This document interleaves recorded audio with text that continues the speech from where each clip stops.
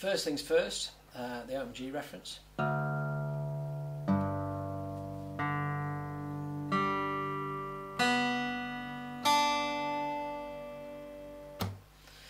In this lesson I'm going to be talking about the verse, and in every single R.L. recording I can think of, certainly all of his solo recordings, R.L.'s guitar part kind of digresses away from the signature lick during the verse, and it kind of sort of flips on its head. The raised bass note kind of moves around during the verse and then flips back round again when we get to the signature lick at the end of the verse.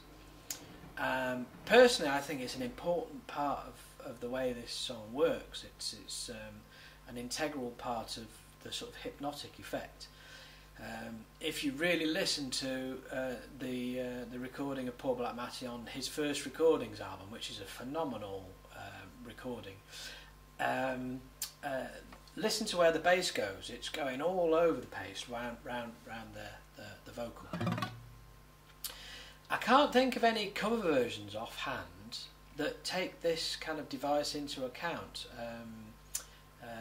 Mostly they're just straight by the numbers. The bass doesn't move at all. So I'll start by, it's kind of a tricky area this, but I'll start by saying that the raised bass note in the signature lick occurs on the 5th beat. So if you go back to the previous lessons and listen to where it occurs, it's always 1, 2, 3, 4, 5, 6, 7, 8. 1, 2, 3, 4, 5, 6, 7, 8.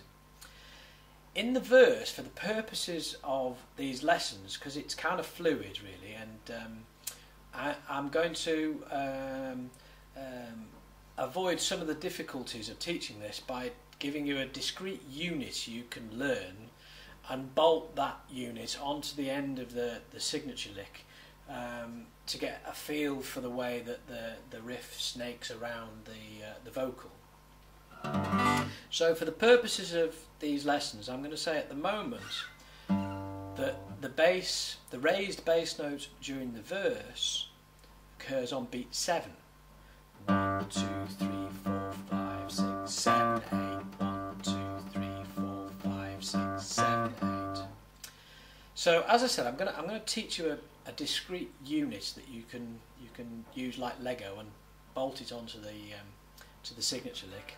And imagine we're going back to the beginning again, and we're going to use this upstroke on the open G string as a way to make a start. So I'll play it all the way through. I'll play it all the way through at a pace, and we'll try and then slow it down.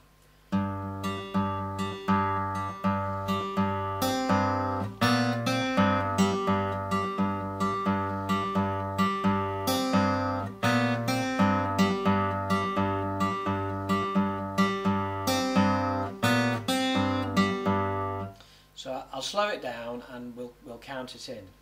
1, 2.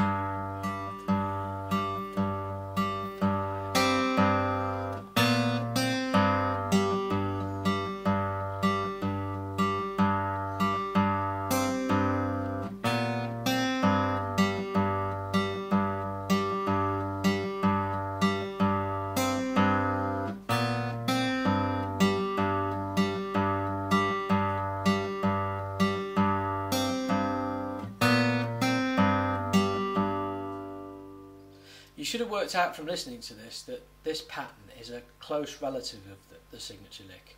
It's basically the back end of the signature lick. It's a tricky thing to explain at this stage. So what I suggest you do is just kind of move blindly forward and try to learn that pattern, and then in the next lesson we'll try and bolt the two together and maybe talk a bit more about it.